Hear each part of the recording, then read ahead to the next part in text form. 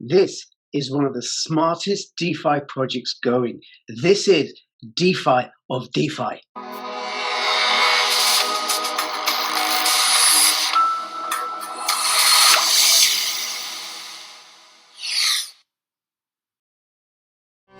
Take the first step towards online privacy.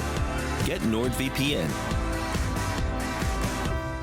Hi everybody, this is Crypto Rich, working with you to get rich with crypto, filling our pockets with crypto profits. Now, before I go into this video, please subscribe, follow me on Twitter, CryptoRichYT, join my official Telegram announcements channel.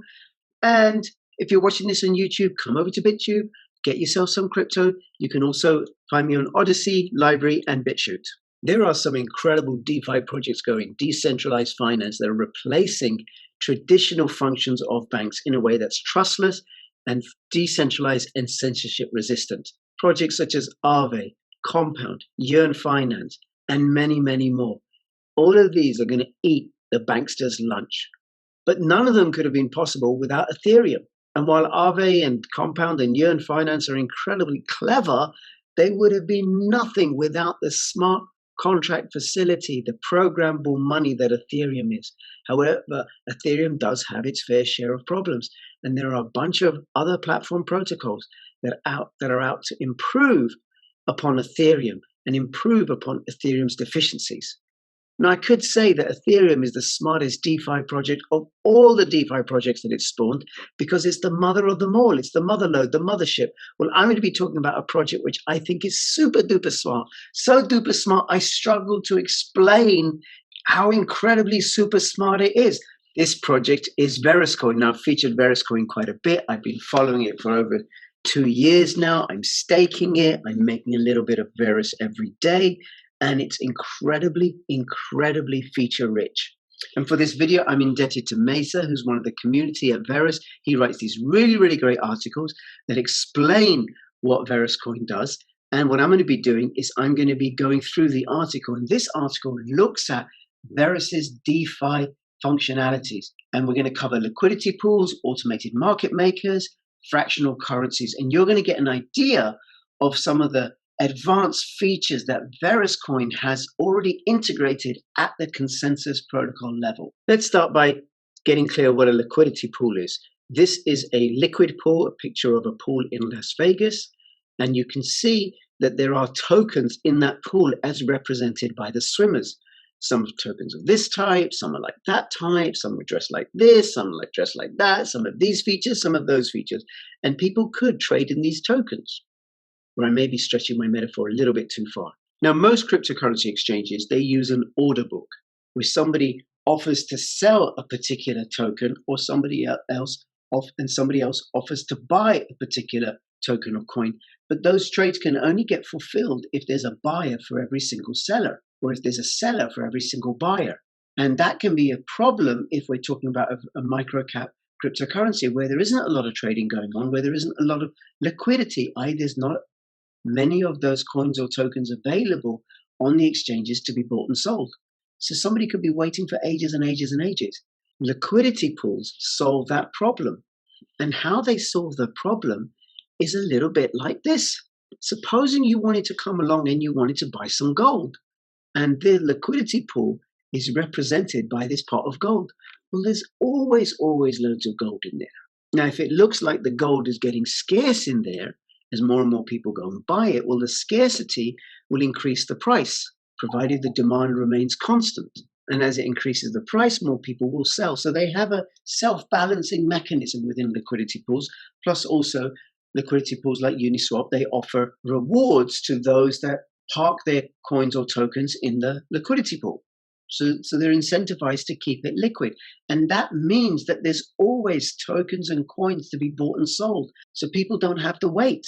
Now, within the Veruscoin system, the liquidity pool isn't just one currency. It can be attached to many, many currencies. And the currency that is attached to the liquidity pool has a value that is determined by what is in the liquidity pool. So supposing the value of Bitcoin was determined by a liquidity pool which contained 1 ounce of silver for every ounce of gold. It would also work the other way, that you could then say that 1 Bitcoin represents an ounce of silver or an ounce of gold. Now, more gold could be added to this, more silver could be added to this, but Bitcoin as the reserve currency for this liquidity pool, for this example, its value would fluctuate depending upon what was contained inside the liquidity pool. Now, this is from the article. This is one way that it would work, right? So you have a new currency and it's backed by a liquidity pool that is 50% Veruscoin and 50% ETH. Now, that could also be represented this way. If 1,000 Veruscoin were 50% of the value and 2 ETH were 50% of the value, then the value of the new currency would still be 100% backed by 50% of each. Now, in dollar terms, it could be that the value of 1,000 Veruscoin is $500 and the value of 2 ETH is $500, which would mean the value of the new currency is $1,000, but only because it's backed 50% by Veruscoin and 50% by ETH. So depending on what is in the liquidity pool of new currency, the price of the currency fluctuates. And here comes the term automated market maker in play. No person sets the price of the currency. It is fully automated. Anyone at any time can interact with this currency because there's always a value and always liquidity, which means it's an always on market maker, 24/7, fully automated. But why is there always liquidity?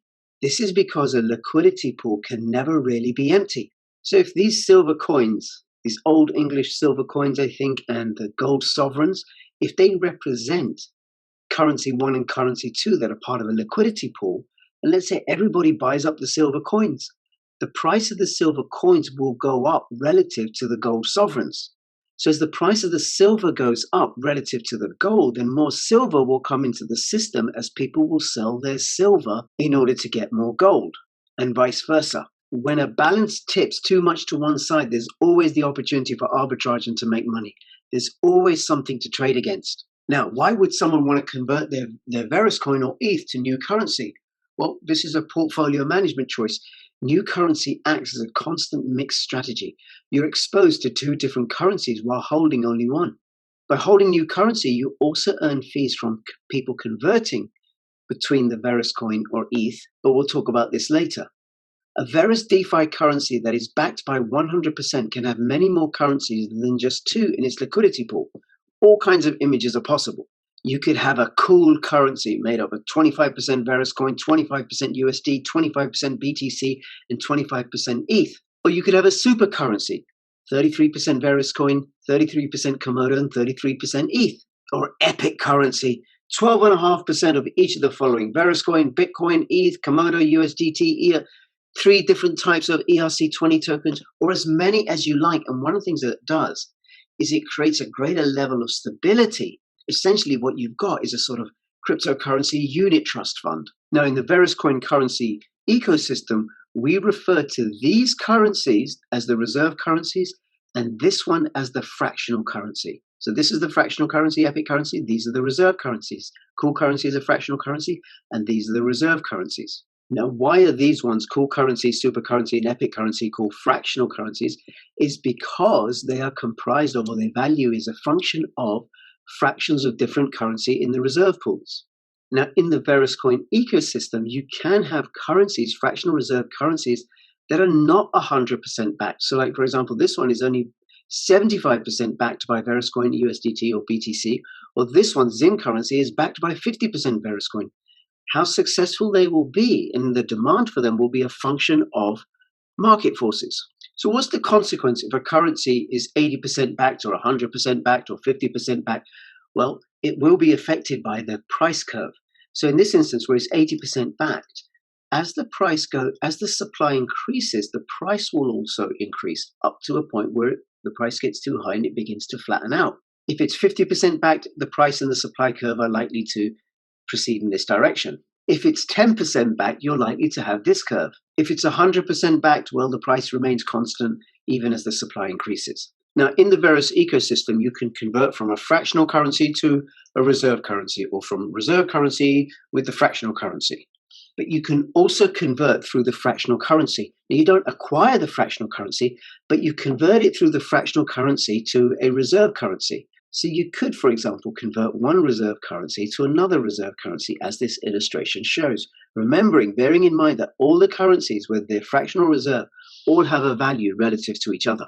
For example, if you own Veruscoin, you can convert it to ETH through a new currency. Now, in the Verus DeFi ecosystem, if you want to convert VRSC Veruscoin to ETH, the protocol searches through all the fractional currencies with both VRSC and ETH in its reserves, presenting you the best price for conversion. This is very, very clever. So there's always a value and always liquidity attached to the fractional reserve currencies. And it's always going to be possible to obtain a fractional currency or convert to a reserve currency with any of the many fractional and reserve currencies that will be available in the Verus ecosystem. Bearing in mind that all fractional currencies on the Verus blockchain must have Veruscoin, VRSC, as one of its reserves. I mentioned earlier that it's going to be possible to earn fees from the conversions, and here's where it gets even cleverer. Let's say that you hold a new currency, as shown here.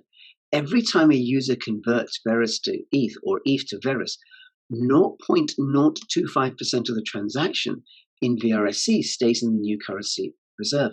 This means that the total new value of the new currency goes up, which is beneficial for the holder. Now, in an earlier video, I talked about how Veruscoin solves the problem of front running. What I mean by front running? Well, in the Ethereum blockchain, transactions are confirmed in a linear fashion, and it's possible to jump the queue by paying higher gas fees. So then lower gas fees mean you end up taking longer, but it also means that big players have an advantage and that they can front run the system because they can see the transactions that are lined up. And it is possible to get in quickly if you've got enough money and to get out quickly and capitalize on changes before anybody else has any chance of benefiting from the transactions that are in the blockchain that are queuing up to be confirmed. Now, what happens with Veruscoin is that all the blocks are solved simultaneously. And what you get is this giant system of liquidity with value flowing in every other direction. And many times the value of the currencies in the Verus ecosystem aren't going to be aligned with the same currencies outside of the ecosystem, which will create arbitrage opportunities, which will mean more value flowing into the system. Now, Veruscoin is a community-driven project in the true spirit of Bitcoin. There was no ICO, no founder or development fees, and no coins were pre-mined. It's committed to decentralization and community involvement. I invite you to go and find out, get involved, check this out, do your own due diligence. Now, let me know what you think about Veruscoin's fractional reserve system, and I'm indebted to Mesa for his article. And between now and when I see you next, please keep filling your pockets with crypto profits. This is Crypto Rich signing out. All the best. Bye-bye.